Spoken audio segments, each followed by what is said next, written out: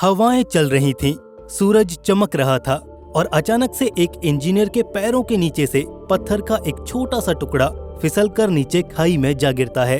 वो इंजीनियर एक सीधी ढलान वाली चोटी पर बैठा हुआ था। ये बात है कैलिफोर्निया डेजर्ट की, जहाँ पर अक्सर ऐसी चट्टानी सतहें मौजूद हैं जहाँ पर ट्रैकिंग करना वाकई खतरनाक हो सकता है। खैर, यहाँ पर इस ग्रुप में सब सही था, कोई बड़ी प्रॉब्लम नहीं हुई।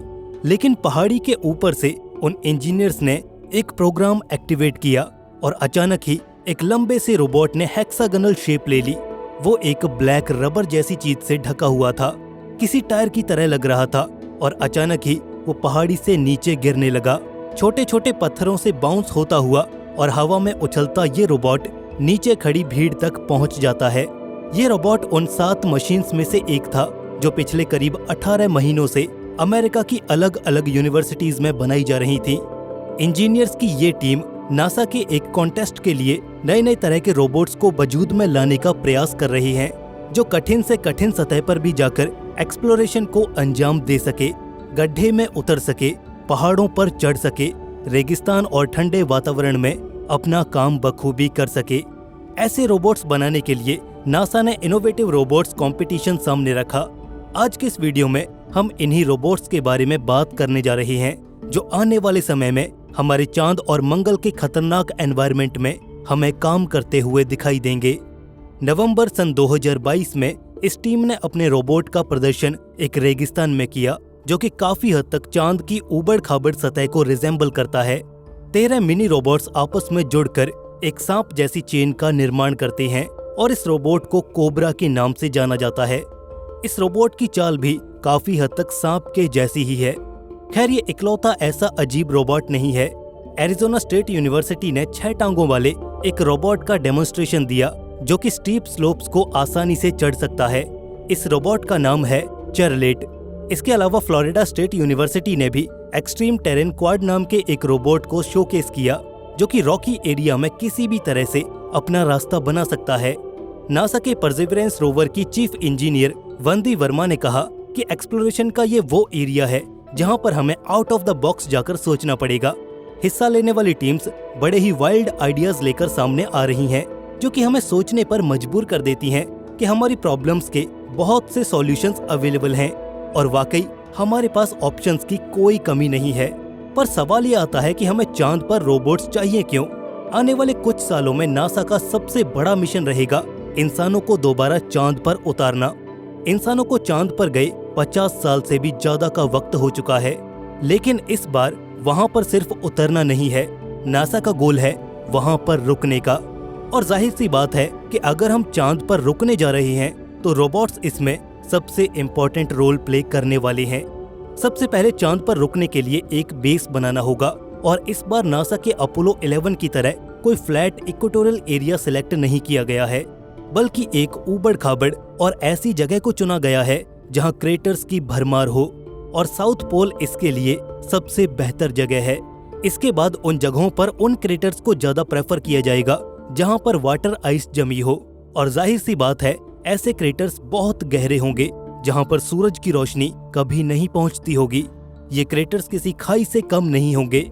सीधी ढलान वाले क्रेटर्स के आसपास इंसान ऑपरेट नहीं कर पाएंगे और ऐसे में ये रोबोट्स ही काम आने वाले हैं। क्रेटर्स में जो पानी जमा होगा वो एस्ट्रोनॉट्स को सपोर्ट करेगा, लेकिन इसके साथ ही वो स्पेस से आ रहे खतरनाक रेडिएशन के बर्स्ट से भी हमारा बचाव करेगा। पानी में हाइड्रोजन के मॉलिक्यूल्स हाई एनर्जी पार्टिकल्स को बिना टूटे डिफ्लेक्ट कर सकते हैं, और इसलिए ऐसे क्रेटर्स की खोज करना हमारी मजबूरी भी है, ताकि लॉन्ग टर्म में एस्ट्रोनॉट्स को रेडिएशन के खतरे से बचाया जा सके। चांद पर ऐसे क्रेटर्स की तलाश करना कोई आसान काम नहीं है। उनके किनारे एकदम सीधी ढलान वाले होते हैं और कभी कभार इनकी दीवारें अंदर से खोखली होती हैं, क्योंकि वो पुराने लावा ट्यूब से बनी होती हैं। एक दिन में ऐसे क्रेटर्स के आसपास का तापमान करीब 250 डिग्री सेल्सियस तक फ्लक्चुएट करता रहता है। जाहिर है ऐसे में वहां पर इंसानों का खोज पर निकलना खतरनाक साबित हो सकता है, लेकिन हमारे साथ कदम से कदम मिलाकर रोबोट्स की आर्मी चल सकती है और चांद के उन खतरनाक एरियाज को एक्सप्लोर करने में हमारी हेल्प कर सकती है। तो ऐसे में हमारे पास सबसे बड़ा चैलेंज तो यही है कि हम ऐसे रोबोट्स को लार्ज स्केल पर मैन्युफैक्चर कर पाएं जो चांद के हार्श एनवायरनमेंट में सरवाइव करने लायक हों, और इसलिए नासा हर साल अमेरिकी स्टूडेंट्स के सामने स्पेस रिलेटेड प्रॉब्लम्स के चैलेंजेस को सामने रखता है। जैसे 2021 में नासा का चैलेंज था कि ल्यूनर डस्ट से कैसे डील किया जाए, क्योंकि वो रोवर और लैंडर के मैकेनिकल पार्ट्स पर चिपक जाती है और फिर उनके फेलियर के चांसेस काफी ज्यादा बढ़ जाते हैं और इसे इनहेल करने से हेल्थ रिलेटेड इश्यूज भी आ सकते हैं। तो इन सब से कैसे डील किया जाए। 2019 का चैलेंज था कि ऑप्टिमम तरीके से मार्शियन ग्रीन हाउस कैसे बनाया जाए, और हाल ही में 2022 का चैलेंज था ल्यूनर रोबोट डिजाइन के बारे में। वो रोबोट्स किसी भी शेप और साइज के हो सकते हैं, बस वो मून के चैलेंजिंग टेरेन पर आसानी से चल सकें। हालांकि वो कन्वेंशनल व्हील्ड रोवर की तरह नहीं होने चाहिए, जिनकी चांद पर तो क्या मार्स पर भी भरमार है। केविन कैम्पटन, जो कि डेवलपमेंट प्रोग्राम के मैनेजर और जज भी हैं, उनका कहना है कि ये चैलेंज वाकई सीरियस है। ऐसे रोबोस्ट डिजाइन, फ्लेक्सिबल और इंडिपेंडेंट बॉट्स को बनाना वाकई बड़ी बात है। यहाँ पर जो टीम्स हैं वो अपने अलग अलग सॉल्यूशंस लेकर आ रही हैं। फ्लोरिडा स्टेट यूनिवर्सिटी की टीम बायोमॉर्फिज्म पर ज्यादा फोकस कर रही है। वो अलग अलग तरह के कीट पतंगों और जानवरों से अपने रोबोट के आइडियाज ले रहे हैं, और उन्होंने 4 पैरों वाला किसी जानवर की तरह दिखने वाला ईटी क्वाड नाम का एक रोबोट बनाया है। ये डिजाइन पानी में तैर सकता है और दूसरी सतहों पर चल भी सकता है, जैसे कि चांद की डस्ट और सैंड पर चलना, जो कि किसी फ्लूइड की तरह बिहेव करती हैं। ये रोबोट क्लाइंब भी कर सकता है। हालांकि अभी टीम ने सिंपल दीवारों पर ही इसे टेस्ट किया है, पर टीम का कहना है कि इसके स्प्रिंगी क्लॉज की बदौलत ये ल्यूनर क्रेटर्स पर आसानी से क्लाइंब कर पाएगा। एरिजोना स्टेट यूनिवर्सिटी ने डिजाइन किया है एक 6 टांगों वाला बॉट, जो कि करीब 4 फीट का है।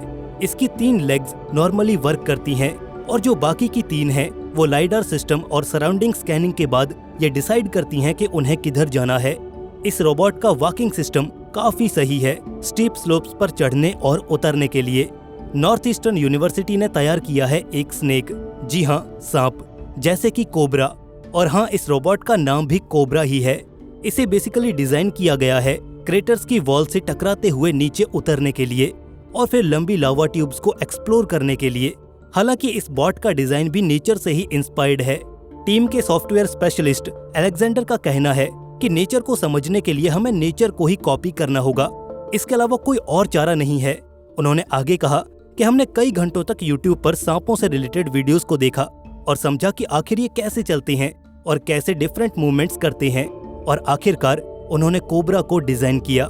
लुढ़कने, रेंगने और बाकी के स्नेक मूवमेंट्स को इसमें ऐड किया गया। साथ ही ये किसी हेक्सागोनल शेप में कन्वर्ट होकर किसी भी स्लोप से सीधा नीचे जा सकता है, स्पाइरल शेप में कर्ल होकर चट्टानी सतह पर चल सकता है। पर MIT यहाँ पर अलग ही लेवल पर है। उनका कहना है कि एस्ट्रोनॉट्स को चांद पर अलग अलग तरह के रोबोट्स चाहिए होंगे, इसलिए वो मिनी रोबोट्स बना रहे हैं जिन्हें लाइगो की तरह जोड़कर अलग अलग कॉन्फ़िगरेशन के बॉट्स में बदला जा सकेगा। MIT की टीम इन बॉट्स को वॉर्म्स कहती है, जो कि किसी भी बॉडी पर लेग्स की तरह अटैच किए जा सकते हैं। कुछ बॉट्स शूज की शेप में है, जो कि चांद की फ्लफी ल्यूनर डस्ट में काम आ सकते हैं। ये बॉट्स मून पर वेयरहाउस और बेस के अलग अलग कामों में यूज किए जा सकते हैं।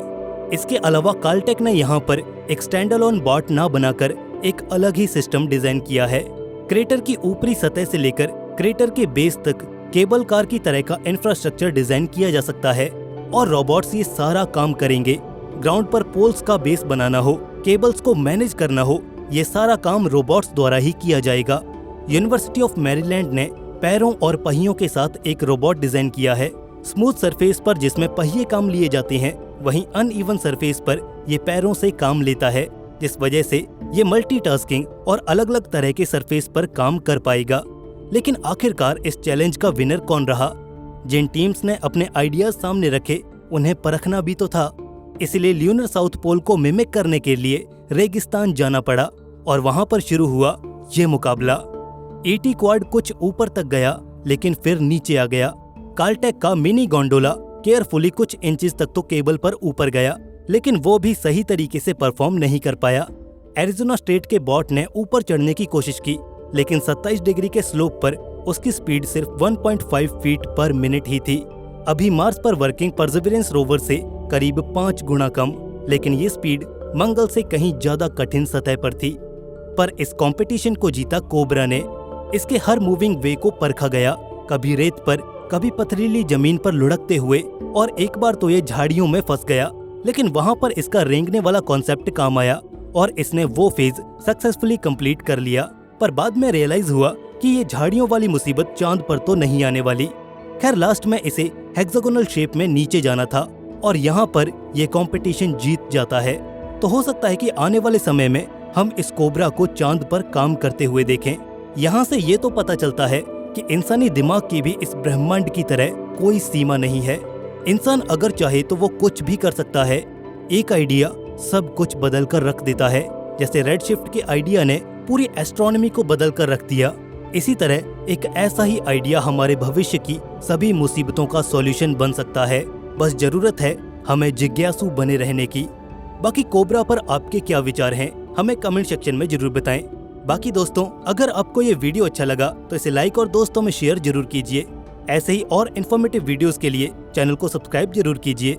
जल्द मिलेंगे आपको ऐसे ही एक और नई इन्फॉर्मेटिव वीडियो के साथ। तब तक के लिए धन्यवाद।